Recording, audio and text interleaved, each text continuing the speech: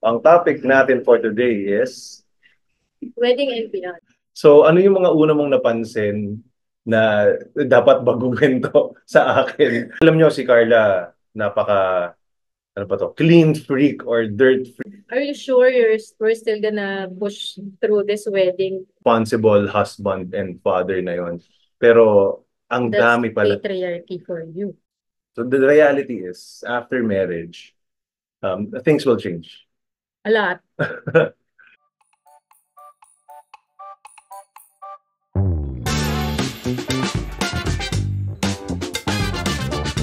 So now we're 7 years married. Hindi talaga pwedeng, pag napag-usapan na before, hindi na ulit pag-uusapan. So, dapat talaga pag-usapan pa rin. Are you At telling that yourself? yes, and also to yourself, no? Kumbaga, kasi for both sides talaga. Okay. Ganon. Kasi minsan may sinabi ka na sa akin, kunyari ayoko ng ganito, gusto ko ganito. Tapos nagagalit ka kasi nasabi mo na before. Kinalimutan. O yun na nga, di ba? So, as like explanation nga kanina, it's been 30 years Nilagay mo of, na sa box, tapos di mo na binuksan ulit yung box. ang hirap eh, mahirap eh. Maaring narinig na siya, but Tapos lumabas sa kabilang tenga. hindi siya lumabas eh. Pero the programming, the training has been so deeply Ang hirap ingrained. i-modify. Oo, mahirap siyang i-modify. Yun yung reality. Ganon. So, the expectation should It's not be, an excuse. yes, and the reality rin siya. Ganon. That's a valid excuse and reason. But it doesn't mean na hindi ako nag-a-adjust. And I was, like, pag nag-aaway kami, I keep on telling her, telling you na, tinatry ko naman eh. Hindi dahil ayoko, hindi talaga, totoong gusto kong i-adapt. Kasi kung ayoko, lalo na ako, kung ayoko, hindi ako oo eh. Alam mo yan, makikipagbalitaktakan o makikipag-debate Ay, ako naku, sa'yo. di natatapos. Alam mo yung tapos na ako, O, di ba? naka-move on na ako from a topic. Siya nagdadaldal pa rin. Hindi pa rin siya tapos. Mga 30 minutes siya nalang nagsasalita mag-isa. Kasi nga, Parang ine-explain. hanggat hindi ko gusto, hanggat hindi ako nag-agree. So kapag Hanggat sinabi hindi ko, mo, okay, sige, hanggat feeling mo hindi ako papayag, mag-explain at mag-explain ka, tas mag-shutdown na lang. Ano ba to? Ang daldal naman eh. Ito, ang dami sinasabi, paulit-ulit. Ganun. kasi nga Ay, ganon. okay. Eh, Hanggat hindi ako mag-agree sa'yo. Ay, hindi ako mag-agree kasi yun yung gusto ko eh. paano rin kung hindi ako agree? Paano, di ba? Wala. Yun yung problem eh. Nag-end up to not talking with each other na lang and then move on and then bring it up again later. Yeah, yun yung challenge. And then when I say yes naman, and hindi pa rin nagawa. Nakakalimutan most of the time. Kaya nga, I mean, I want to tell you na hindi, it doesn't mean I don't like to follow. And parang binaliwala ko na siya eh. It doesn't mean like that. It's just that, again, nakasanayan eh. It's hard to really change that. And again, it's not an excuse, it's the reality. But I'm trying. Kasi nga, ako personally, if I don't like to do that for you and for us, for me, hindi ako titigil eh. Magdadahilan ako, magde-defend ako eh, until ma-convince kita that I'm correct. Na parang ganon. So, if I said, okay, I will try and I will comply, gagawin ko siya. It's just that, again, the reality is ang hirap. Hindi siya ganun kadali. So, I think the communication should really not stop in terms of that, and hopefully, humaba yung pasensya ng bawat isa. Kasi, yeah, that's how marriage is. Pag-usapan naman natin yung yung pagiging dink, no? So double income, no kids. So during the time na married na tayo pero wala pang kids, right? Naging dink tayo for a while. For a while lang, for a For year. a little while. Yeah. Um how how easy it is or how different it is sa ngayong pag meron ng kids. Madali lahat. Kasi you can leave, ano eh, nang walang iniisip na may kailangan pa ba, may Mm. kulang ba. Kasi yung bag mo kagabi, yun na rin yung bag mo today. So Mm. you can just leave, You're get up speaking and for leave. yourself. Yes. Ganon. Madali rin ako mag-ready. Hindi naman ako matagal mag-ready. Kaya ko maging ready in 30 minutes eh. Mm. Kung nagmamadali or kung maaga yung kailangan. Kailangan call time. Tapos, Gusto ko pang matulog. I'll choose sleep, tapos magre-ready na lang ako ng mabilis na mabilis. Kaya ko yun. Ngayon, hindi na pwede. Like, kahapon, or kanina ba yun? Kailangan natin pumunta sa school ng maaga. So, kailangan mo mag-get up an hour and a half or 2 hours before para lang makaabot sa time. Eh, yung school is just 15 minutes away. Kaya nga. Eh, ako, ang work ko before, nasa Laguna ako, sa Makati yung work ko. Hindi naman ako ganun kaaga. Ganun. So, yun yung major adjustment yung ang dami yung bitbit. Pag may anak, Pag no? may anak ka na, pagka ikaw pa lang or kayo pa lang dalawang mag-asawa, maliit na bag is okay na. Ikaw nga wala kang bag. Yeah. Siguro in the future episodes we'll talk more about having kids. Yeah. 'Di ba? Kasi ang haba ng topic na 'yan, mahabang It's gonna usapan be 'yan. 3 Oo. episodes. Baka or more. Ayun. So, actually, yeah, I think nga yun yung easiest part of marriage, yung being newly married tapos walang kids. It's easy. It's easier kasi for me it's easier, like ako hindi ko na kailangan sunduin at ihatid, 'di ba? Same na yung uwian, ganyan, lagi na kayo magkasama, which you like, lalo na pag newly married pa lang kayo. So you like, actually even siguro kahit matagal na, kung wala kayong kids, less yung away. So I think that's the easiest. So the reason. I feel, hindi, probably. I mean, it's not, I'm not blaming them. It's just that that's really the circumstances that are happening. Hindi nila kasalanan. It's just that pinakamadali pa nga, parang mas madali pa nga siya sa boyfriend, girlfriend. I'll speak for myself kasi mas legal na. Wala ka nang itatago na kunyari, hindi na siya awkward na kunyari makikitulog ako sa inyo or matutulog ka sa akin. Mas madali, no? Mas madali siya. And then, yun nga, isa lang, kumbaga, okay, you're liable to one person, pero isa lang. Like ako, isipin ko na kagad yung, di ba, mga kids, ganyan. Gusto ko makalaro ni Dylan and Mason, all those things. Gusto ko makausap ni Carla. Oo, yun. Gusto ko makausap ni Carla. We eat together.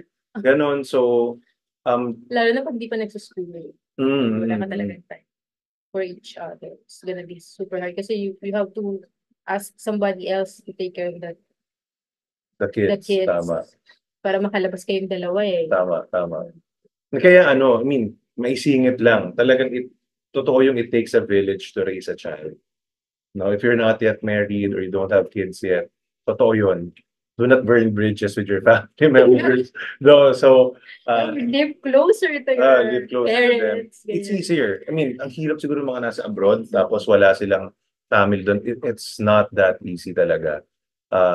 It helps, like sometimes yun, I just wanna go out together, mag-dinner lang or mag-lunch out lang kami. Ang hirap kung walang pag-iiwanan, di ba? So, iwanan mo sila sa bahay. Oo, di ba? Paano yun? So maganda, at least may pupunta sa bahay na lola or lolo. Or titos, ganyan, yung mga pinsan ko. And hats off to all of them.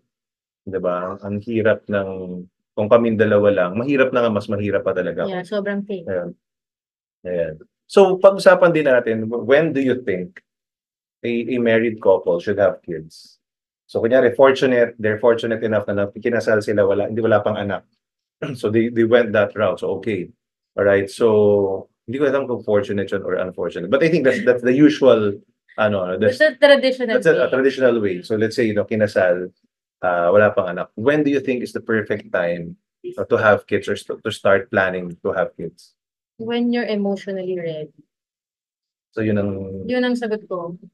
Whether hindi ka pa financially ready, it would be better if you were financially ready. But mainly, dapat emotionally ready ka na to raise a person, di ba? It's another person, human being you're gonna take care of and form. And yun yung magiging contribution mo to the next generation eh. So, kailangan mentally ready ka talaga. Mentally and emotionally ready. Kasi kung hindi, you're gonna break down and cry. Agree.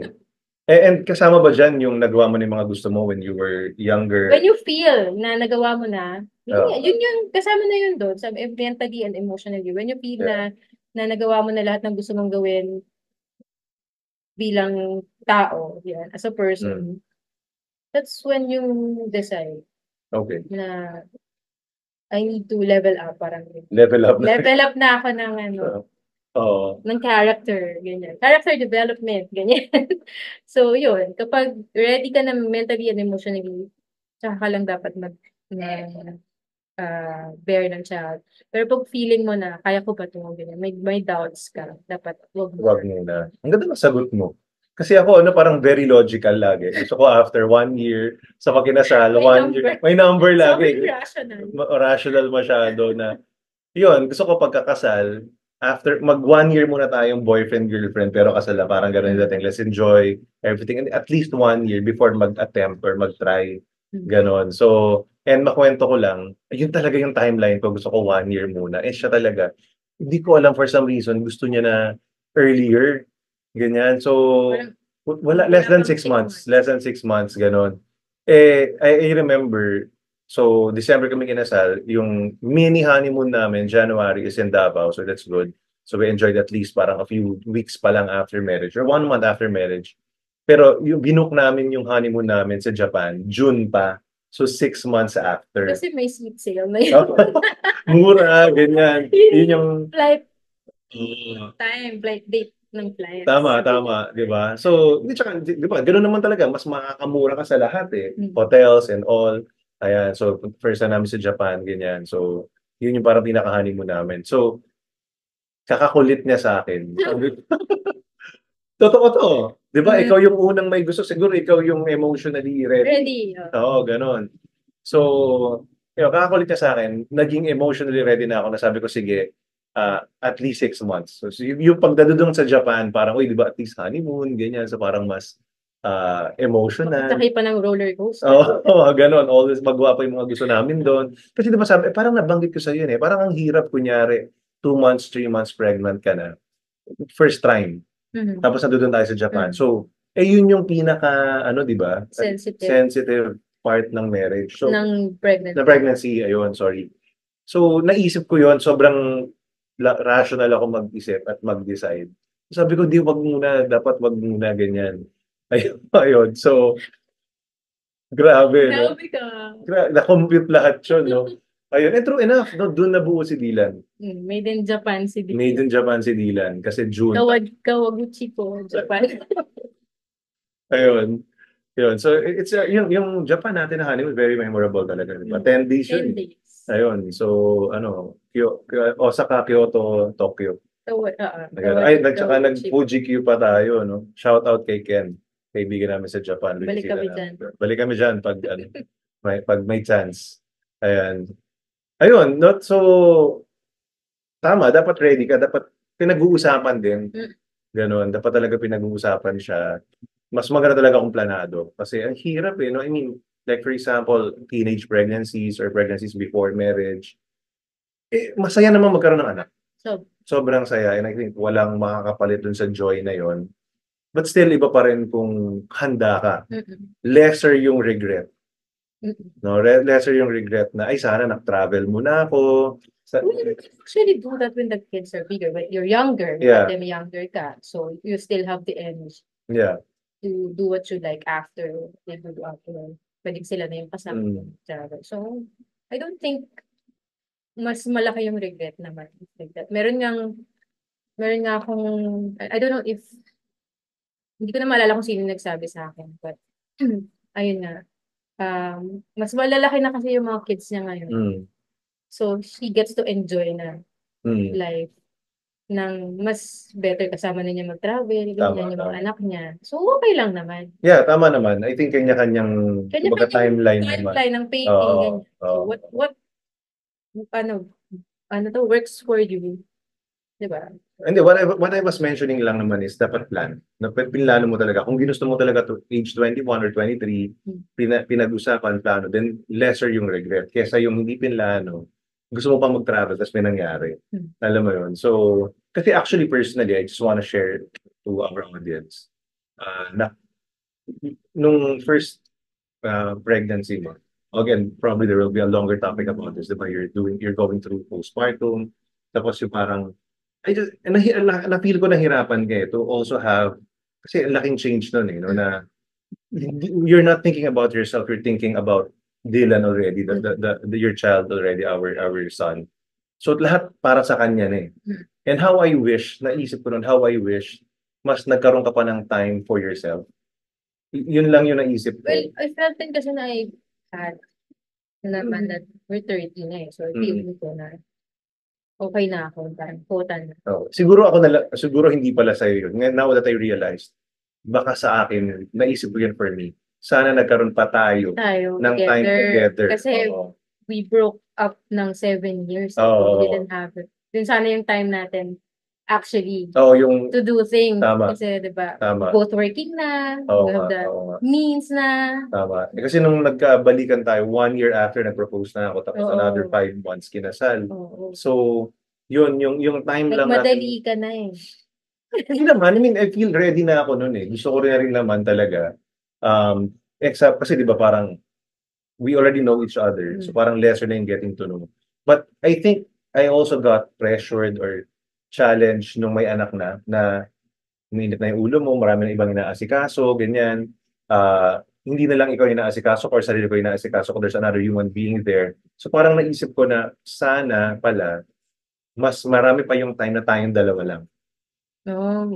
Parang gano'n na, uy, since my experience ko pala. Kasi when we were together before, yung 5 years natin, masyado pa tayong bata. Tapos once a week lang tayo nagkikita, minsan wala pa gano'n. So hindi yun talaga. We didn't get to spend time ng mga matagal na overnight. Oo, tama. Bawal din. Bawal eh. In fact, halos hindi talaga. Hindi bawal talaga. Oo, kasi college pa lang nun eh. Tama, no, come to think of it. We didn't really have it. Yun, alam mo, the only chance na makakatulog ako sa inyo. Sinundo pa ako. Kasi yun yung may curfew, something. Oo. Sinundo ako sa Naples. Oo. Grabe, no? Ano bang... Tapos si Mami pa yung pinatawag natin kay Mama. Parang payagan ako. Parang hindi pa rin pumayag. Oo nga. Anyway. 19 years old, 20 years old. Yata tayo, hindi ko na maalala kung ano. Oo, ganun. So, yeah, di ba? Parang... Siguro yun. No, yun yung na-feel ko. I'll just speak for myself na I wish we could have spent time together kasi more, no, na tayong dalawa lang. Kasi nga, kung mag-experience pala ng ganito, it's very challenging pala. Na merong anak, ganyan, hindi na lang sarili mo iniisip. Sana nag-enjoy mo na pala. Oo, ganun. So, yun. May regret ka ba? Hindi naman siya malaking regret. It's just that nung naisip ko nung time na, actually, during that time, iniisip ko para sa'yo. Hindi naman, hindi ganun ka big eh. Ayun, nakita ko lang sa'yo, nahihirapan ka. So parang I feel, sana pala mas nagkaroon ka pa ng time. Kasi I felt like I graduated about 21. 21 years old, almost 22. So I had 8 years na talagang magawa lahat ng gusto kong gawin. I didn't go into employment. So mas marami akong free time din talaga. I just felt, noong time na yun, na parang ikaw, lesser pa yung naging free time mo. Sana nabigyan pa kita ng more time. But then again, feel that way. Kasi I also had my time. Na-feel ko nga nahihirapan ka eh. Ganun eh. Kaya nga that's why parang mainit lagi ulo. Oo, ganun. Yun. I had that feeling. For having a child? No. Nung meron ng anak. Hindi nga. For yourself. Sana na-i-travel pa kita. Siguro parang ganun. No? Sana nakapag-travel pa tayo together more. Sana, I wanna give more to you. Parang gano'n, no, na okay, capable na ako kasi nung college tayo, wala pa naman. Di ba? So parang sana, mas na-serve mo na kita na pag-travel tayo together, na solo kita. Parang gano'n siguro yung, I think that's... Kasi hindi pa ako na solo, like, for a long time. Oo, parang gano'n yun. So, nagkabalikan lang tayo. Kasi, saan ba tayo nagpunta? We went to Baguio and Cagayan de Oro, Camiguin, yeah, Davao. Ayan, noon. Davao. Tapos Singapore. Ayan, nag-Cebu tayo, nag-Singapore tayo. Singapore. Bali. Indonesia. Ayun. Indonesia. Marami na. Hindi nga. I mean, short pa lang din yun. Oo nga, tama. Macau, no? Ayun. Wala lang, I just felt that probably another 6 months to a year. Ganon. So, but then again, wala namang regrets. Talagang very mahilig tayo mag-travel eh. Dami na rin napagdalhan sa akin. Marami naman na nga. Marami na rin. Ako pa rin naman ako kasi baby pa si Dylan. Wala pa siyang kamalayan. Hindi, pero iba kasi. Iba na kasi yun. Like, most of your attention nasa kanya eh. Di ba? Nagsiselos ka ba Hindi. sa mga bata? Hindi. It's just that like, it's harder eh. Tapos di ba, yung nireklamo niya eh. Hindi ako nagko-connect sa kanya masyado. Yung parang gano'n eh. Hindi tayo masyado nakakapag-usap or I don't talk to you as much. Pero yung attention mo nasa iba din. So parang, yun nga, the dynamics is that it's not that easy. Ganon. Nahihirapan ako mag-penetrate sa'yo, especially during the first few years. Ganon. Because the attention is nasa iba na. Ganon. Like for example, gusto ko makipag-usap sa kanya, sa'yo ng gabi. Tapos magagalit ka kasi tulog. Magigising yung Kasi ang kids. lakas ng boses. Oo, ganun, magkukwentuhan lang tayo. So, and again, yun nga, kaya ito nabuo tong podcast na to kasi, Hindi kami makapag-usap. at least ngayon, no, mayroong excuse na, Talk sa mga after nga, nang matulog sila, kailangan kong lumabas ng kwarto. ganun Para yung magigising. mangyayari. Pag hindi Magigising nila ako din. naramdaman sa bed, babangon sila. So, maka-cut short yung bonding time. Ganyan. And we also made yung weekly thing na natin na pag nasa school sila, Oo nga, oo. lumabas tayo. So, we get to talk during those times. Yeah. And I had to make that conscious effort and decision.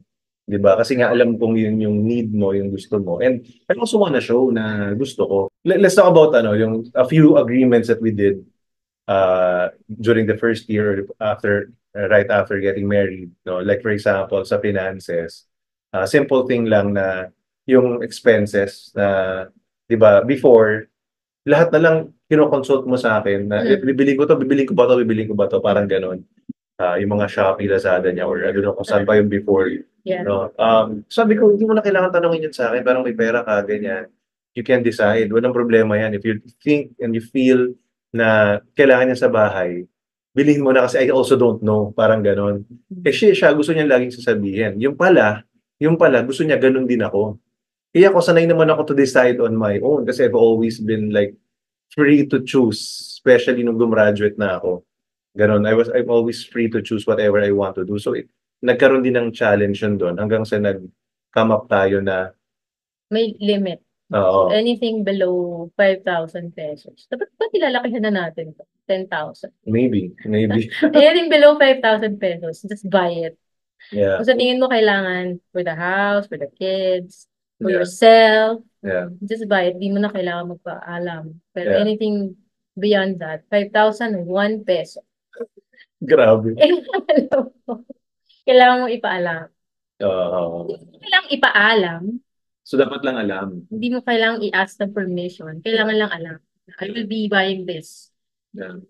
And I I'm think, just letting you know. yun, I think doon ako nagkaroon ng challenge kasi I don't like talking about things. I'm having a hard time to express myself na hindi ko alam, hindi ako makwento eh. So baka ngayon na lang mas naging okay and still not 100%. I just don't like parang nagpapaalam pa. Although sabi mo nga hindi naman dapat magpaalam. Yung magsasabi pa. Kasi maybe, I don't know, hindi ko alam eh kung anong reason. Yeah, but well, anyway, we had that agreement na. And then you forgot. And then I forgot. And then you spend a lot. Yun.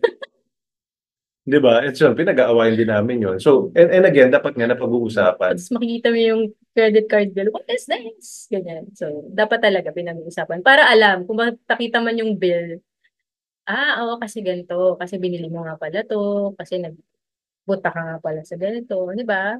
Yeah. Hindi yung magugulat ka na lang, ganito yung size yung amount ng credit card bill. Diba? Ganun.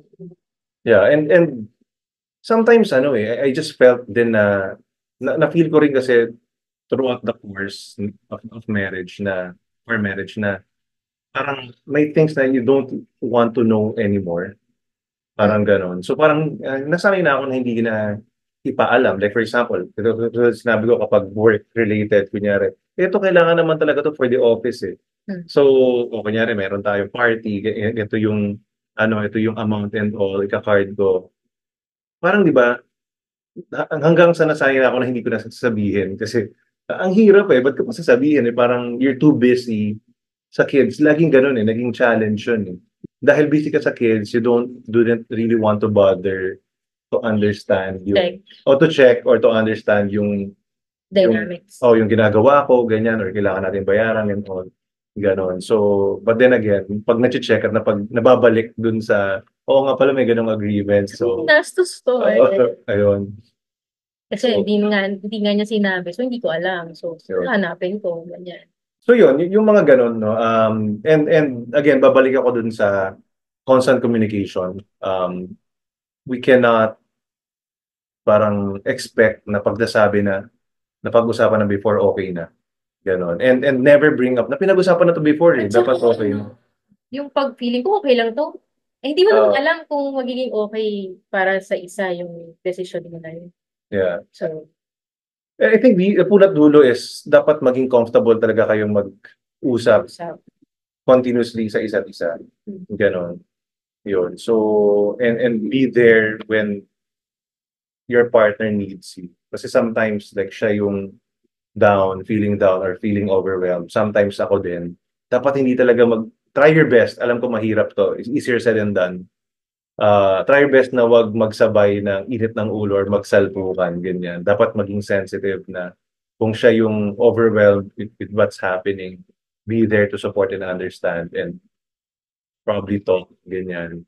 And then siguro kapag mainit din yung ulo, and then kumalma ka na, be proactive na ikaw na yung mag-initiate ng conversation, have the initiative to, yun nga, initiate na kausapin yung other party. Ganon, para magkaroon ng, kasi di ba minsan, for example, may nitulong mo, I try to talk to you, ayaw. So, hindi na pag-uusapan. Ang challenge would be, kailan ako pwedeng kausapin na kita, pero kailan magiging ready.